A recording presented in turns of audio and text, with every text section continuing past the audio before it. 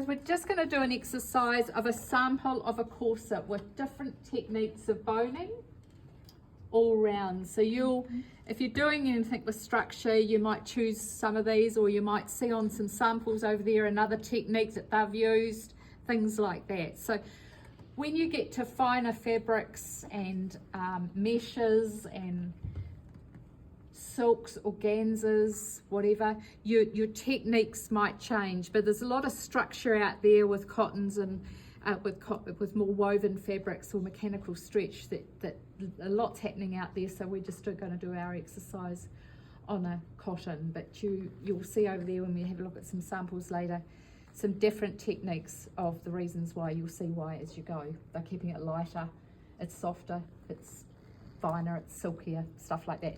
So we're just going to put one of these together. We're only going to put one briar wire in, stuff like that, because we want the exercise to be about learning. You might carry this through to your third year, or when you finish and go, oh, I think I'll use that technique. This is what these samples are all about. You know, it upsets me terribly at the end of each year when I see all your beautiful samples in the bin or thrown out. You know, I just, they're for an exercise to sort of a resource for you later in life. It doesn't have to be that year, it's sooner or later, because we only get people coming in through in the third year and they're going, oh, I need to bind now. How do we bind? What do we do again? And it's really, but you can get out this and you'll think I'm going to use that technique, stuff like that. Okay, so we're going to just break it up a little bit so that we've got, you know, we're not all waiting for the folder as we just explained. So let's take this spread up rather than rolling around on that. So we're just going to quilt that wee panel that we had. Let's try and follow the instructions as we do our sample. So what I show you, I want you to use this side. I want to, Exact same. Yeah, let's try and do the exact same. Don't go and redesign the thing and do that, because then, you know, that's you're following a client's request, stuff like that as you go, or your whoever you're working with.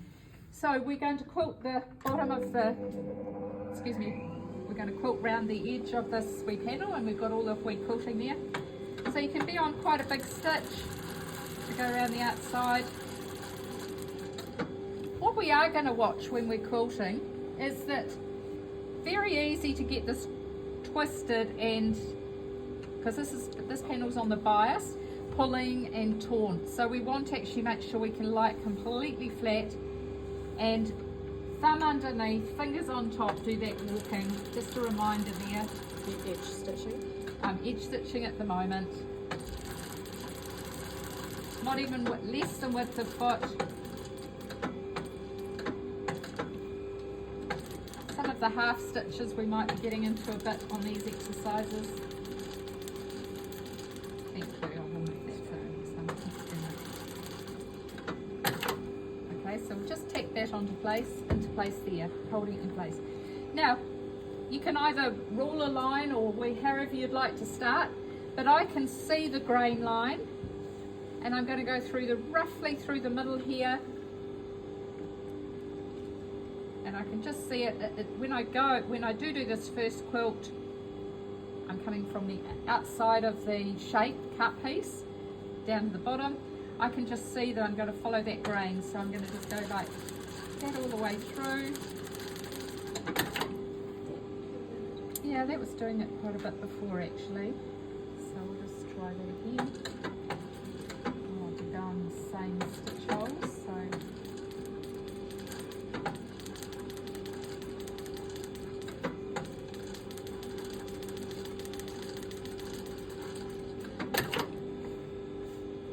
and then we're just going to go maximum 7 mil for your quilting lines. If you want to just stay safe and just do width of foot against the previous row of stitching, it's entirely over to you.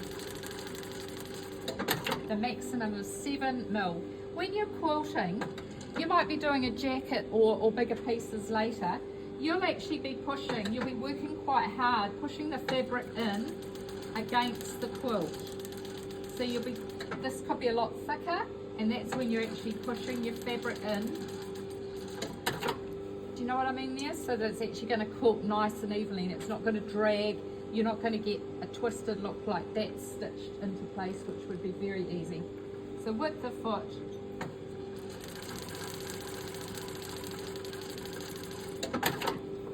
okay, so we're going to do that entire piece. So you've got it quilted like that. And then when you've finished that, you can prepare that for your, now I need my boy's shears, and oh thank you. And then you can cut the balance of the quilting off. Okay, we only do one. This is frightfully expensive stuff. We have to import this just for this exercise so we get a little bit of a quilting look. But it is around to purchase should you, like I think Harrow sometimes have that exquisite odd thing that you might not find in every fabric shop. Can I please have the quilting scraps from the bronze cut-offs, if that's acceptable? You don't have to give them to me, but if you want to, I'd love them. You're welcome to have them, that's fine. So all I'm reiterating there is either width of foot, maximum 0.7, no more than 0.7. It's going to be too hard for you to work out, and then you get it all proper and you don't want it, you want it nice. Okay, that's like that. Then